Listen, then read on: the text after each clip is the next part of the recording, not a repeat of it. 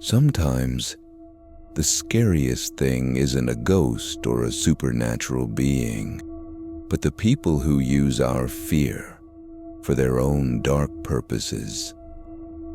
This story reminds us to stay alert and never place blind trust in things we don't truly understand. John, a night guard at an old warehouse, never imagined that his new job would change his life forever. From eerie apparitions to encounters with those who cannot be trusted, his experience taught him that not everything that seems good is truly good.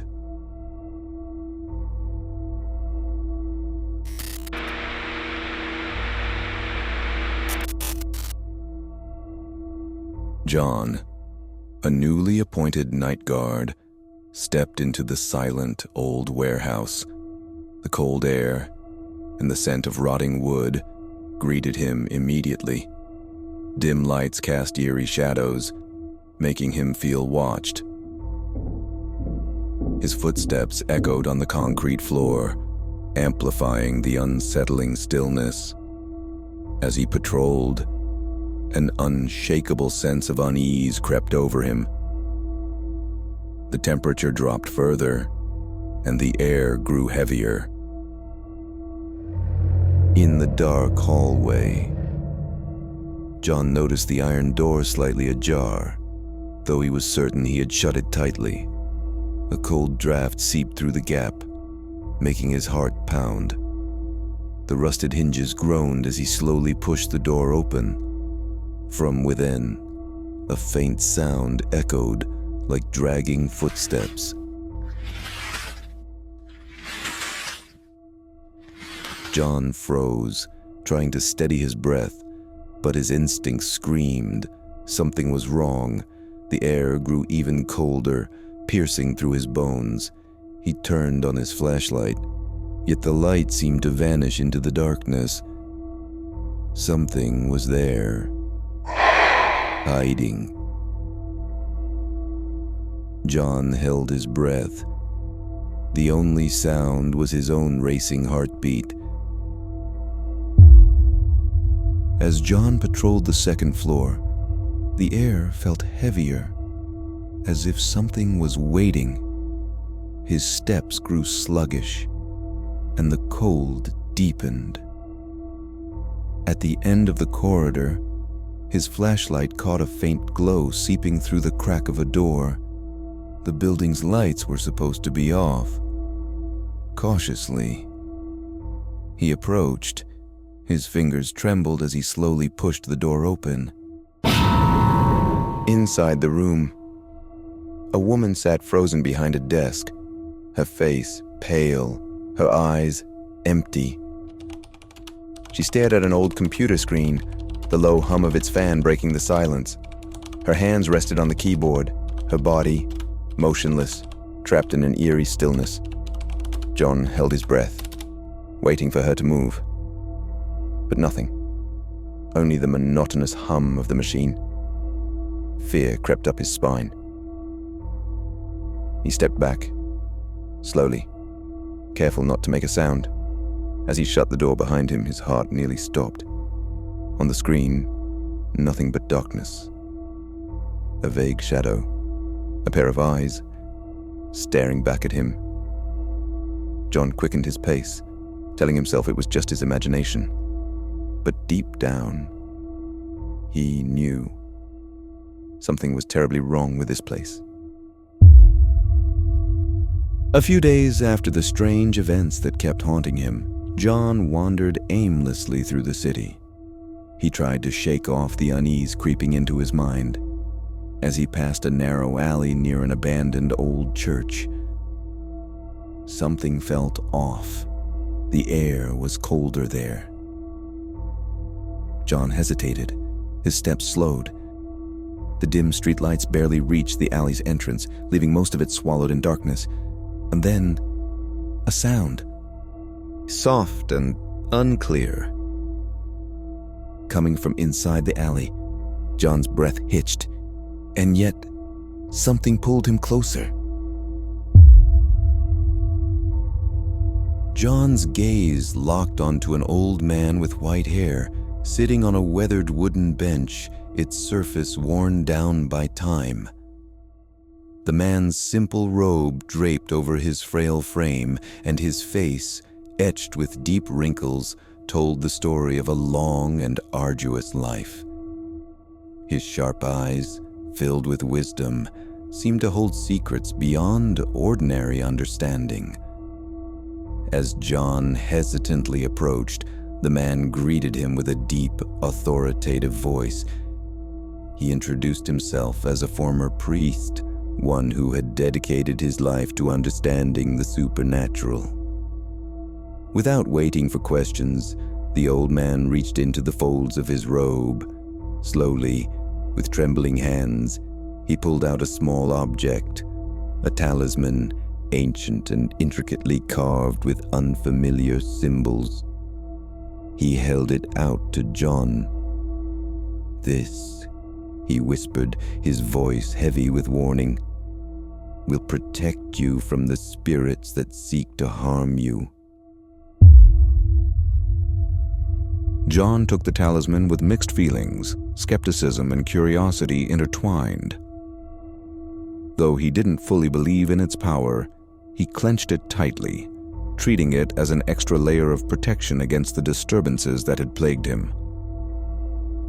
But instead of feeling safer, things only got worse. Whispers echoed more frequently in the dead of night.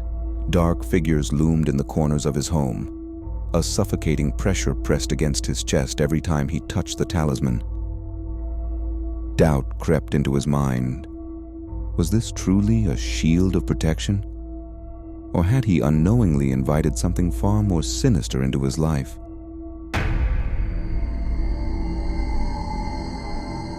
That night, the sky was a void of darkness, as if blending seamlessly with the shadows that engulfed the building where John worked. The air was colder than usual, intensifying the eerie atmosphere. Since receiving the talisman from the mysterious old man, strange occurrences had become relentless. Objects in his apartment shifted on their own.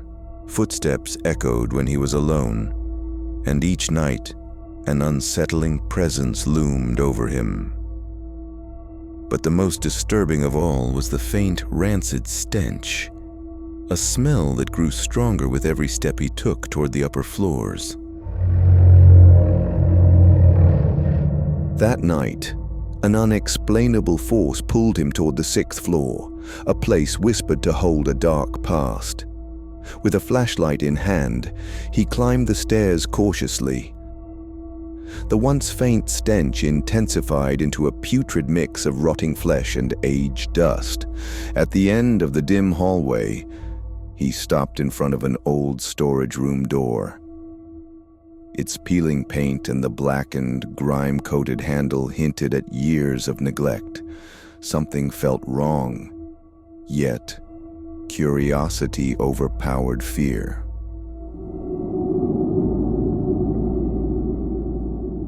With trembling hands, he grasped the handle. The rusty hinges let out a piercing creak, shattering the silence. As the door swung open, darkness swallowed him. His flashlight's beam felt weak, devoured by the void. Inside, stacks of wooden crates and rusted shelves lined the room. But in the deepest corner, something sent a chill through his veins. A motionless body lay on the floor. Pale gray skin, tattered clothes, a lifeless, empty face. Its eyes, wide open, held no trace of life. John froze, his heart pounded in his chest. Before he could step back, it moved. A slow, shuddering tremor ran through its body. Fingers clawed at the floor. Joints cracked as its head jerked upward. John swallowed hard. The thing was staring at him, staring into him. As it began to rise, his instincts screamed. He turned, ran for the door, but his legs felt heavy, dragged down by something unseen. The air turned ice cold. Behind him, heavy footsteps, drawing closer. John's trembling hand grasped the doorknob, but before he could pull, a whisper, soft, breath-like, yet crystal clear. I see you. It came from everywhere. His body tensed. He didn't dare turn around. With every ounce of strength, he yanked the door open, bolted outside, and slammed it shut. His fingers fumbled. Click. Locked. Gasping, cold sweat clung to his skin. He leaned against the wall, trying to steady his breath. The hallway was silent, yet he could still feel it. Behind that door, watching, waiting, no hesitation. He bolted down the stairs, away from the 6th floor. This wasn't just paranoia. Something was here. Real. And now, it had noticed him. The worst part? This was only the beginning. After that night, John could no longer ignore the truth. Something was watching him.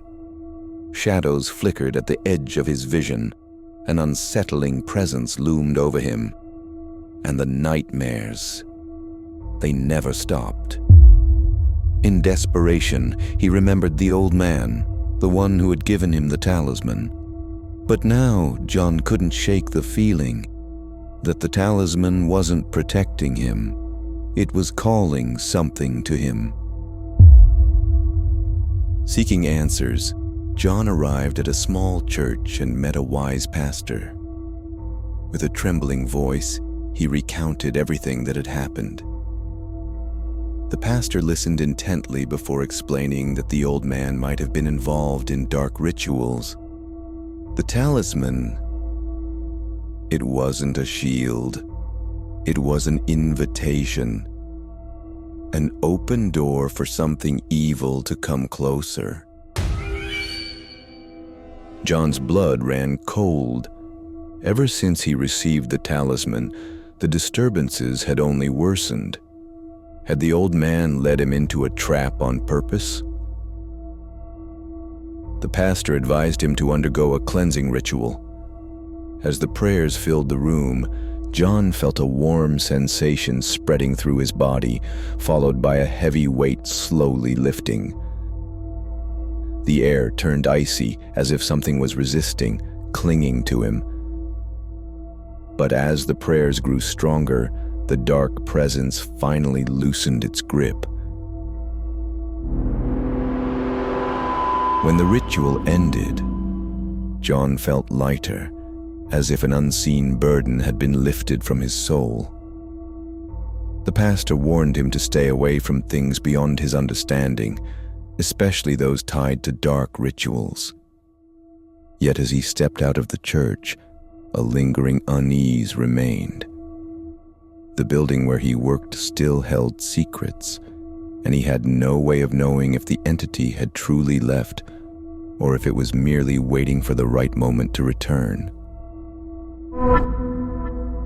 After everything that had happened, John knew he could no longer stay in that old building.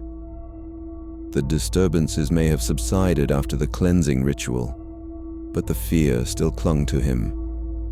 The memory of the terrifying figure on the 6th floor and the whispers in the dark continued to haunt him. Without hesitation, he submitted his resignation the next morning. His colleagues were surprised, but he simply told them he wanted a better work environment. His boss even tried to convince him to stay with a raise, but no amount of money could make him remain in a place that had nearly shattered his sanity. Once it was official, John packed his things and left the city, returning to his parents' home in search of peace. His mother immediately noticed the change in him. The once lively man now seemed quieter, more cautious. A few days later, he finally told them everything about the mysterious old man, the talisman he had received, the terror on the 6th floor, and the cleansing ritual that freed him from the dark influence. His father let out a heavy sigh, reminding him that this world is not only inhabited by things humans can see. From all of this, John learned 2 important lessons. Never trust a stranger too easily, and not every mystery is meant to be solved. Too much curiosity can lead one into dangers beyond imagination.